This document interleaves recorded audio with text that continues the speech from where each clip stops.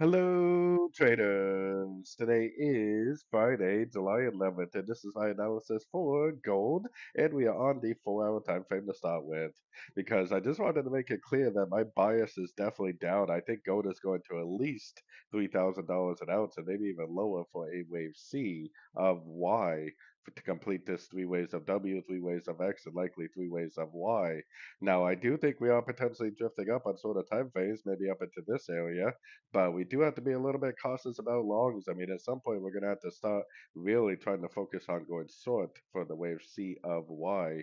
Going down to the 1 hour time frame, I still think this is an A. I still think this is a B. Still looks to me like we should be drifting up more, maybe at least to these highs right here and beyond for a wave C. But like I said, we do have to be careful because my bias is definitely down, which means, this thing could literally at any point turn down.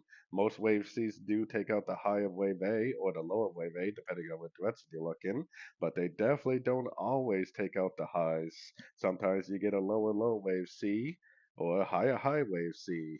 So definitely keep an eye out for a break of structure to the downside because that's what is potentially going to tell us that this wave C is over and that we're starting a new impulsive move to the downside, like I showed on the 4 hour time frame. So anyways, don't forget to check out my free Discord group, link down here in the corner. Take a look at my website, fxpipcollector.com. And as always, thank you for watching and happy trading.